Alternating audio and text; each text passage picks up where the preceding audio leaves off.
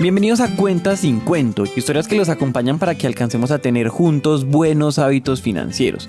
Este es un programa de la Fundación Bancolombia que busca ayudarlos a mejorar sus finanzas paso a paso con herramientas prácticas, así que gracias por escucharnos. Esta es la primera historia del módulo 2 de Cuentas sin Cuento, que se llama Ahorro con propósito e inversión de largo plazo. Mi nombre es Juan Pablo y en esta ocasión vamos a entender por qué antes de hablar de gastarse un ahorro en algo importante, primero tenemos que entender la importancia de tenerlo en una cuenta bancaria y por qué deberíamos evitar manejar grandes sumas de plata en efectivo. Si todavía no han escuchado el primer módulo de Cuentas sin Cuento, que se llama Mejoro mi gasto, les recomendamos que se devuelvan y escuchen esas dos primeras historias para aprender bien de toda la serie de Cuentas sin Cuento. Y si están al día, saquen un cuaderno y vayan anotando todo lo que les llame la atención de esta historia. En esta ocasión volvemos a Chigorodo, Antioquia, pero esta vez estamos en la vereda Remigio, una tierra con un potencial enorme para el cultivo del cacao.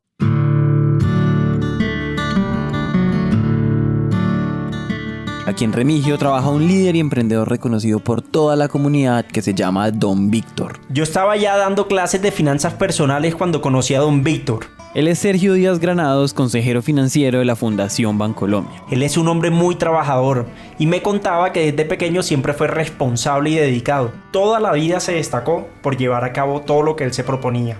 Por ejemplo, cuando estaba en el colegio, Don Víctor logró gestionar ante las autoridades la primera ruta de su escuela y así los estudiantes no tenían que caminar largas distancias para llegar allá. Cuando Don Víctor terminó el colegio, le apostó al negocio del cultivo del cacao porque él veía que había muchas oportunidades. Pero resulta que la gente no estaba muy organizada para sacarle provecho a eso y por eso se puso como meta organizar a los productores de su región para empezar a cultivar y a vender juntos. Pasaron muchos años con muchos esfuerzos hasta que Don Víctor logró construir junto con otros 200 productores una asociación de cacao muy fuerte en la vereda.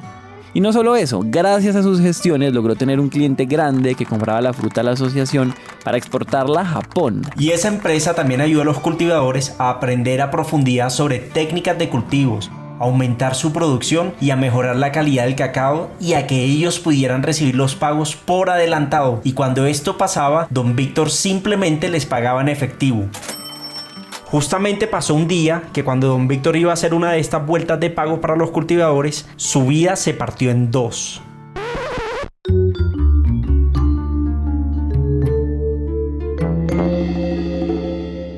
Don Víctor iba una vez a la semana al banco a retirar el efectivo de la cuenta de ahorros de la asociación y le compraba la fruta a los productores para enviársela a la empresa exportadora. Es chistoso porque la asociación sí tenía una cuenta, pero Don Víctor sacaba la plata del banco en efectivo porque él decía que abrirle una cuenta a cada uno de los 200 productores es mucho trabajo y pues la gente no se anima. Porque es verdad, a mucha gente le gusta tener los billeticos en el bolsillo y poder contarlos. Entonces los cultivadores no tenían cuentas de ahorros y pues había que pagarles. Entonces todos estaban de acuerdo en que era mejor que la plata se pagara en efectivo. Y un día cualquiera, Don Víctor salió al banco con una cantidad de dinero muy alta, pero en efectivo. Eran más o menos 15 millones de pesos y obviamente esa plata era para comprar la fruta de los cultivadores de cacao. Pasó que cuando salía del banco, habían dos tipos en una moto que esperaban por él. Lo tumbaron al piso y le robaron la maleta que tenía con toda la plata, con los 15 millones de pesos. Gracias a Dios a Don Víctor no le pasó nada.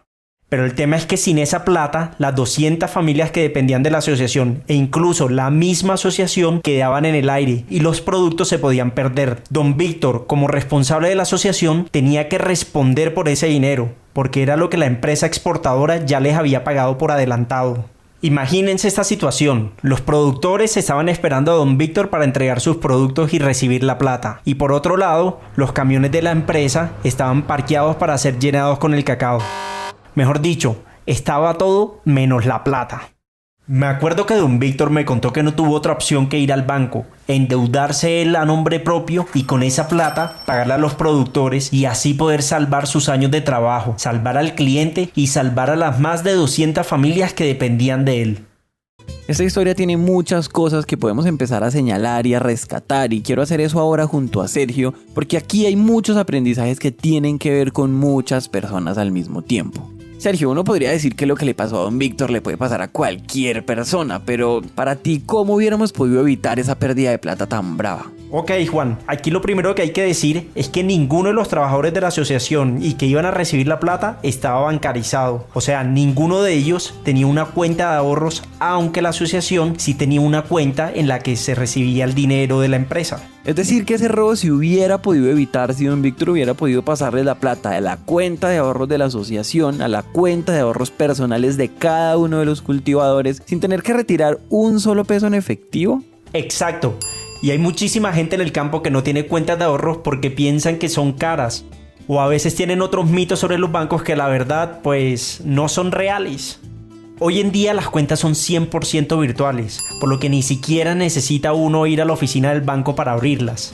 Es más, se pueden abrir incluso desde el celular flechita que uno tiene, solo con la señal del celular, ni siquiera se necesita internet.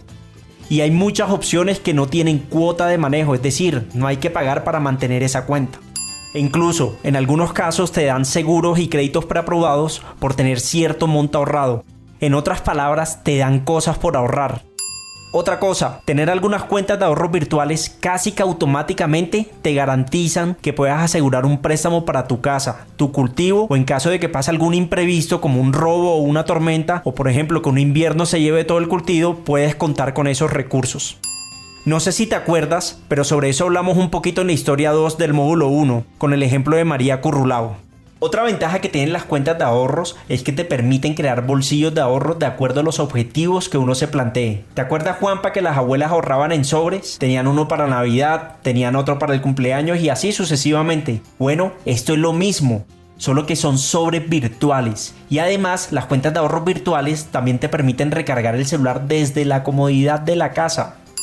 Mira esa historia, Juan. Me acuerdo una señora en la vereda La Victoria, cerca a Neira. Eso queda cerquita a Manizales. Ella tenía una casa que quedaba en una montañita y le tocaba bajar desde su rancho a pie durante 30 minutos. Después pagar un mototaxi para llegar al caserío para poder hacer la recarga de celular. Mira esta situación. Ella perdía 1 hora y media de su tiempo que se lo podía dedicar a su cultivo o a su familia. Y la recarga, que era por 10.000, finalmente le terminaba saliendo en 14.000 por todos los costos del transporte. Cuando ella abrió la cuenta virtual, me dijo que su vida había mejorado muchísimo porque la cuenta le permitía recargar desde la comodidad de su cama, en su cuarto, y tras de eso le ahorraba tiempo y le ahorraba plata en transporte. Sí, yo entiendo que las cuentas tienen muchos beneficios, pero pues eso que le pasó a don Víctor es un tema de seguridad que nos puede pasar, pero pues tampoco nos pasa todos los días. Es verdad, Juan, no nos pasa algo así todos los días. Pero cuando nos pasa, nos pega duro. ¿Y sabes también qué pasa? Es un riesgo al que estamos expuestos. Por ejemplo, cuando pagamos los servicios y llevamos la plata en efectivo. Y las cuentas de ahorro virtual también permite pagarlos desde la comodidad de la casa. Entonces, no es necesario exponerse uno a estos riesgos.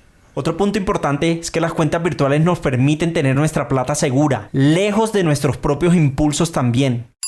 Ya hablamos que a veces en épocas de fiesta, de Navidad o con las fiestas del pueblo podemos gastar a lo loco y sin pensarlo. Y eso tenemos que evitarlo a toda costa. Si ahorramos una alcancía o debajo del colchón, corremos el riesgo de gastarnos esa plata cuando tenemos momentos de mucha felicidad. O en el peor de los casos, esa platica se puede perder. Alguien la puede sacar de ahí. Y yo siempre digo algo, si le cobran algo por abrir una cuenta de ahorros, que de nuevo, hoy en día son gratis o si no realmente muy baratas, piensen que el pago de esa cuota de manejo sirve para tener la plata segura en un lugar en donde se va a cuidar muy bien. Lo que yo creo que te estoy entendiendo es que al final una cuenta de ahorros para lo que sirve es para que nosotros podamos guardar esa plata que nosotros queremos en un lugar realmente seguro y entonces como poder tomar mejores decisiones con él. Exacto, Juan. Y vamos a ver en la próxima historia de este módulo qué podemos hacer con esa plata una vez ya la tengamos bien guardadita y bien gestionada en un banco.